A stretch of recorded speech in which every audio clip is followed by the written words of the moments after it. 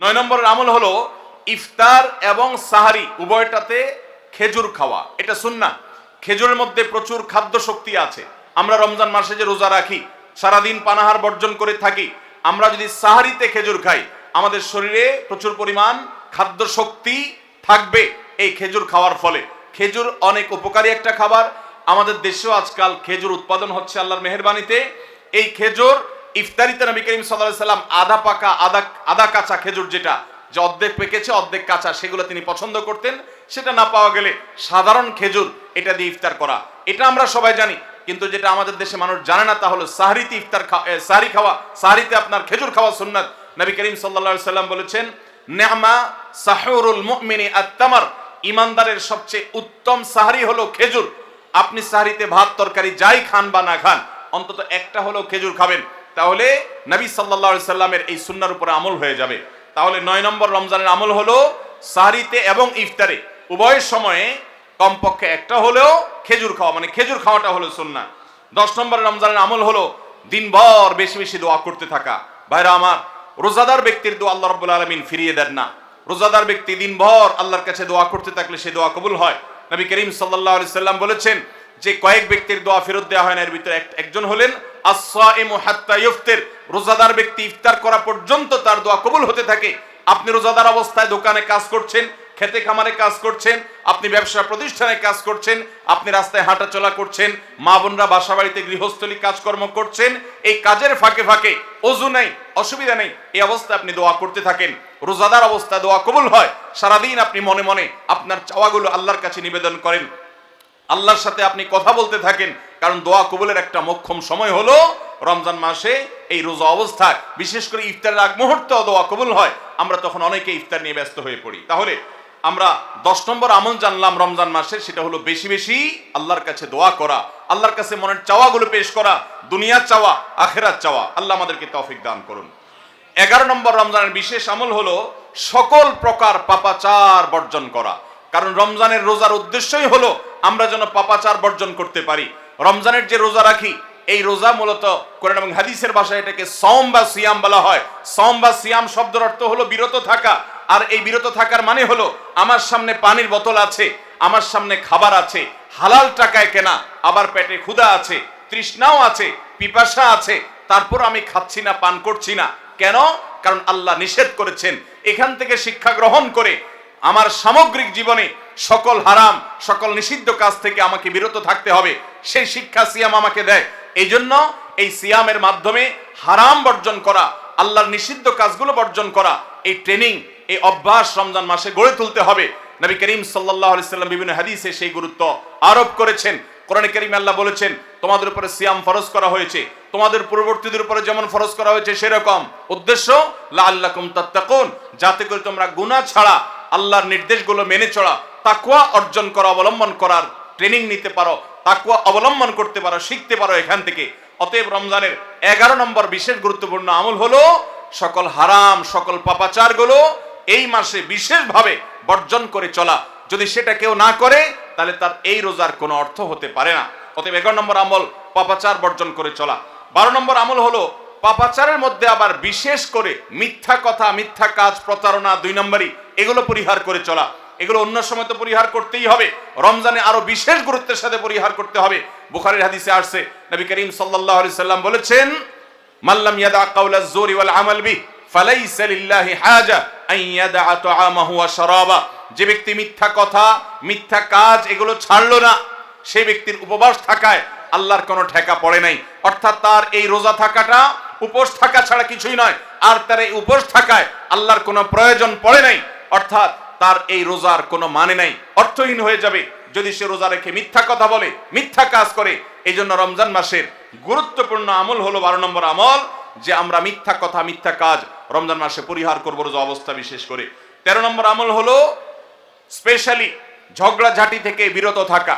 নবী করিম সাল্লাল্লাহু আলাইহি সাল্লাম বলেছেন, কোন রোজাদারের সাথে কেউ যদি কুতর্ক করতে আসে, ঝগড়া ফাসাদ করতে আসে, তাহলে সে বলবে ইন্নী সায়েম, আমি তোমার ঝগড়া, আমি তোমার গালিগালাজ, আমি তোমার বিতর্ক বৎসার জবাব দিতে পারছি না, কারণ আমি রোজাদার। রোজাদার অবস্থায় আমি আমার মুখ নষ্ট করব না, সময় নষ্ট করব না। অতএব ফেসবুকের বাইরে, সোশ্যাল মিডিয়াতে অথবা অনলাইনে অফলাইনে যে কোনো জায়গায় আমরা রমজান মাসে বিশেষভাবে ঝগড়া ঝাঁটি, গন্ডগোল, ফাসাদ, তর্ক বিতর্ক, বর্ষা এগুলো আমরা বর্জন করে চলবো। কারণ এটা রমজানের বিশেষ গুরুত্বপূর্ণ আমল যে এই মাসে আমি কোনো ঝগড়াঝাটি করব না। এটা হলো রমজানের 13 নম্বর বিশেষ আমল। 14 নম্বর বিশেষ আমল হলো সাধারণ যত আমল আছে, সাধারণ যত ভালো কাজ আছে, সেই ভালো কাজগুলো এই মাসে সবচেয়ে বেশি গুরুত্বের সাথে করা। কারণ আপনারা জানেন নবী করিম সাল্লাল্লাহু আলাইহি সাল্লাম বলেছেন, রমজানের শুরুর দিকে আল্লাহর পক্ষ থেকে এক ফেরেশতা ঘোষণা দিতে থাকে, ইয়া বাগিয়াল খায়র আকবিল, তোমাদের মধ্যে কেউ কি কোনো কল্যাণের পথে চলতে চায়, এমন কোন মানুষ আছে যে কল্যাণকামী, যে ভালো কাজ করতে চায়, তাহলে সে যেন অগ্রসর হয়। কারণ ভালো কাজ করার মৌসুম এসেছে, সময় এসেছে, সুবর্ণ সুযোগ এসেছে। এটা আমল করার সময়, এটা নিজের আমল নামার শূন্য স্থানগুলো পূরণ করার সময়, এটা জান্নাতের পথে এগিয়ে যাওয়ার সময়। অতএব যত নেক আমল আছে সেটা যেই ধরনেরই হোক না কেন, সকল ভালো কাজ সবচেয়ে বেশি করতে হবে এই রমজান মাসে। 5 ওয়াক্ত নামাজকে গুরুত্বের সাথে পড়তে হবে, অন্যান্য সমস্ত আমলগুলো করতে হবে, সাধারণ আমলগুলো বিশেষ গুরুত্বের সাথে করা। এটা হলো 14 নম্বর আমল রমজানের। 15 নম্বর আমল হলো খুব গুরুত্বের সাথে ইস্তেগফার করা, আল্লাহর কাছে গুনাহ মাফ চাওয়া। কারণ আপনারা জানেন রমজান মাস এসেছে আমাদের গুনাহগুলোকে মাফ করাবার জন্য। রমজান মাস এসেছে আমাদেরকে জাহান্নাম থেকে মুক্তির পরোয়ানা পাইয়ে দেওয়ার জন্য। নবী করিম সাল্লাল্লাহু আলাইহি সাল্লাম বলেছেন, ওয়ালিল্লাহি উতাকাউ মিনান নার ওয়া যালিকা কুল্লু লাইলা, রমজানের প্রতি রাতে আল্লাহ তাআলা অসংখ্য অগণিত মানুষকে জাহান্নাম থেকে মুক্ত, অমুক জাহান্নাম থেকে মুক্ত, অমুককে জাহান্নাম থেকে মুক্ত ঘোষণা করা হলো। এই আল্লাহর ফরমানে এলাহি তিনি জারি করতে থাকেন, বহু মানুষকে আল্লাহ তাআলা মুক্ত ঘোষণা করেন। একজন ইমানদার বান্দা এই আল্লাহর তাআলার সাধারণ ক্ষমার অফার নেওয়ার জন্য তিনি চোখের পানি ফেলে দোয়া করবেন, তিনি বিভিন্ন সময় দোয়া করবেন। আল্লাহ রমজান মাস চলছে, এটা গুনাহ মাফ করানোর সময়, এটা গুনাহ মাফ করার সুবর্ণ সুযোগ। আপনি আমার গুনাহগুলো মাফ করে দিন, আমার ভুল ত্রুটি মাফ করে দিন। সারা বছর আমি অনেক পাপ করেছি, আল্লাহ আপনি আমাকে ক্ষমা করে দিন। আমার হিসেবে যত আমল নামাতে যত গুনাহ আছে সবগুলো আপনি ডিলিট করে দিন। আল্লাহর কাছে মাফ চাইতে হবে। নবী করিম সাল্লাল্লাহু আলাইহি সাল্লাম বলেছেন, জিবরিল এসে তার কাছে প্রস্তাব পেশ করেছেন আল্লাহর তরফ থেকে, বাউদামান আদরাকা রমাদান ওয়া লাম ইগফার লাহ, যে ব্যক্তি রমজান পেয়েছে অথচ তার গুনাহ মাফ হয় নাই সে ধ্বংস হোক। নবী সাল্লাল্লাহু আলাইহি সাল্লাম আমিন বলেছেন। অতএব রমজান মাসে গুনাহ মাফ যদি আপনি করাতে না পারেন তাহলে জিবরিলের বদদোয়া, নবী সাল্লাল্লাহু আলাইহি সাল্লামের বদদোয়া আপনার জন্য লাগবে।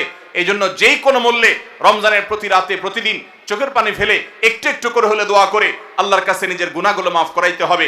জাহান্নাম থেকে মুক্তির ঘোষণা আল্লাহর পক্ষ থেকে আদায় করে নিতে হবে। এর মাধ্যমে এটা হবে দোয়ার মাধ্যমে, রোনাজারির মাধ্যমে, কান্নাকাটির মাধ্যমে, চেষ্টার মাধ্যমে, আল্লাহর কাছে তওবা করার মাধ্যমে। আল্লাহ আমাদেরকে তৌফিক দান করুন। এটা হলো 15 নম্বর আমল, যে গুনাহগুলো মাফ করাবো, জাহান্নাম থেকে মুক্তির পরোয়ানা দেয়া হয়, সেটি আমার নামটা যেন সেই তালিকায় যায় সে চেষ্টা আমরা করব প্রতিদিন। 16 নম্বর রমজানের বিশেষ আমল হলো রোজাদারকে ইফতার করানো। নবী করিম সাল্লাল্লাহু আলাইহি সাল্লাম বলেছেন, মান ফাত্তারা সাইমান ফালাহু মিসলু আজরিহি মিন গায়রি আন ইউনকাসা মিন আজরিহি শাইআ, যদি কেউ কোনো রোজাদারকে ইফতার করায় আল্লাহ রাব্বুল আলামিন ওই রোজাদারের রোজার কারণে তিনি যে সওয়াব পেয়েছেন তারটা তিনি পাবেন।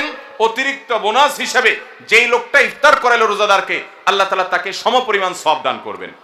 ভাইরা আমার, আমরা রমজান মাসে কেউ চাইলেও 30টার বেশি রোজা রাখতে পারবো? 30টার বেশি রোজা রাখার কোনো সুযোগ আছে? ছোট পোলাপান আছে, তারা দিনে 2-3টা করে রাখে, কিন্তু প্রাপ্তবয়স্ক কোনো মানুষ রমজান মাসে দিনের বেলায় একটা বেশি রোজা রাখার সুযোগ আছে? 30টা বেশি আমরা রাখতে পারবো না। কিন্তু যদি আপনি চান আপনার আমল নামায় 60টা রোজার সওয়াব লেখা হবে, তাহলে সম্ভব। আর সেটা কিভাবে? আপনি 30টা রোজা নিজে রাখলেন, আর 30 দিন একজন রোজাদারকে ইফতার করালে তার রোজা রাখার সমপরিমাণ সওয়াব আপনার অ্যাকাউন্টে জমা হয়ে যাবে। তাহলে আমরা রোজাদারকে ইফতার করাবো তো ইনশাআল্লাহ। আপনার আশেপাশে বহু গরিব মানুষ আছে, দ্রব্যমূল্যের ঊর্ধ্বগতির এই বাজারে আপনি সারা মাসের ইফতার তার বাসায় কিনে পাঠিয়ে দেন। আপনি প্রতিদিন একটু ইফতার একটু প্লেটে করে পাঠিয়ে দেন। আপনি কোনো পথচারী পথে হয়তো ইফতারের সময় হয়ে গেছে, বাসায় যেতে পারে না, গাড়িতে আছে, একটু পানির বোতল একটু খেজুর কিনে তাদেরকে দিয়ে দেন। সামান্য একটু প্রচেষ্টা বিপুল পরিমাণ সওয়াব আমাদের পাওয়ার সুযোগ তৈরি হবে।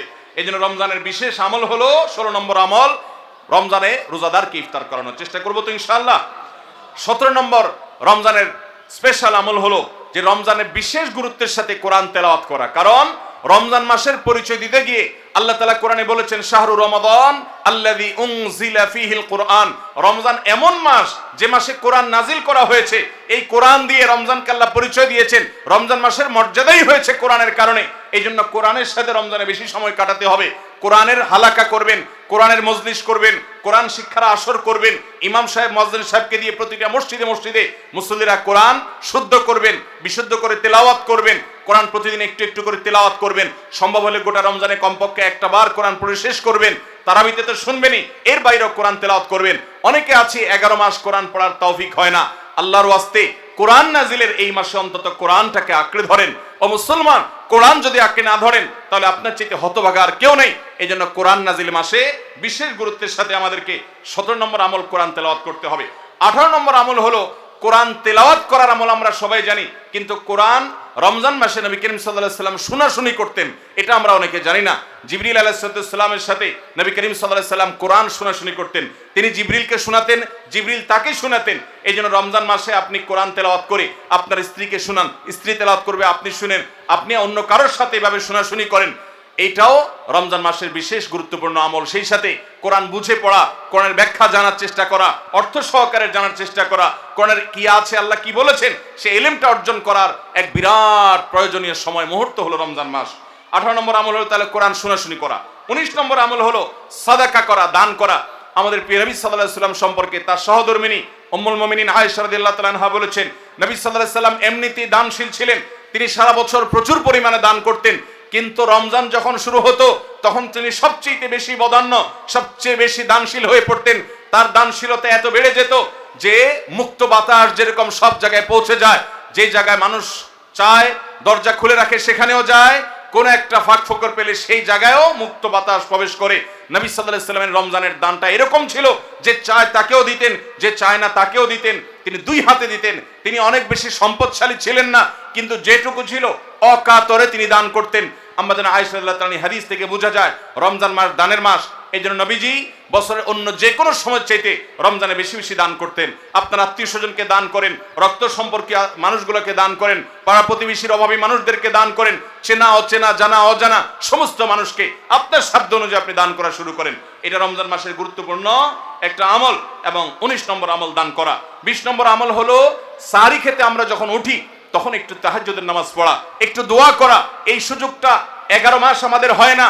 তাহাজ্জুদের নামাজ এত গুরুত্বপূর্ণ যে কোরআনে কারিমে আল্লাহ রাব্বুল আলামিন এই নফল আমলের নির্দেশ করেছেন, অমিনাল লাইলি ফাতাহাজ্জাদ বিহি নাফিলাতাল লাক, রাতের কিছু অংশ নফল হিসাবে তুমি তাহাজ্জুদ পড়ো।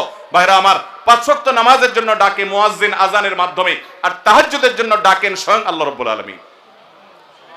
আমরা সবাই হাদিস জানি, নবী করিম সাল্লাল্লাহু আলাইহি ওয়াসাল্লাম বলেছেন যে রাতের শেষ প্রহর যখন হয় আল্লাহ দুনিয়ার আসমানে এসে ডেকে ডেকে বান্দাদেরকে বলেন, আলা মিন মুস্তাগফিরিন ফাগফিরাল্লাহ, আছো যে তোমরা কেউ ক্ষমা চাইবা আমি ক্ষমা করব। অফার নিয়ে আল্লাহ নিজে ডাকেন, আল্লাহ নিজে আহ্বান করেন। এই জন্য ভাইরা আমার, তাহাজ্জুদের নামাজ 12 মাস আমরা পড়তে পারি, 11 মাস আমরা পড়তে পারি না, কারণ আমাদের কাজে কামে ব্যস্ততা, রাতে দেরিতে শোয়ার বদভ্যাস, আমরা চাইলেও তাহাজ্জুদ পড়তে পারি না, ফজর পড়তেই কষ্ট হয় অনেকের। কিন্তু রমজান মাসে তো সাহরি খেতে আপনি উঠেন, আপনি একটু চেষ্টা করলে 10টা মিনিট সময় বের করেন, সাহরি খাওয়ার পরে বা আগে 10টা মিনিট নিরিবিলি 2-4 রাকাত নামাজ পড়েন, সময় নিয়ে আস্তে আস্তে ধীরে ধীরে সিজদা গিয়ে একটু চোখের পানি ফেলেন, একটু দোয়া করেন, মনের চাওয়াগুলো নিবেদন করেন। এই সুযোগটা রমজানে বিশাল বড় সুযোগ, আমরা অনেকেই এটা মিস করি, শুধু সাহরি খেয়ে আমরা সময় পার করি। আমাদের অনেক যুবকরা, অনেক তরুণরা আজকাল সাহরি পার্টি বের করেছে।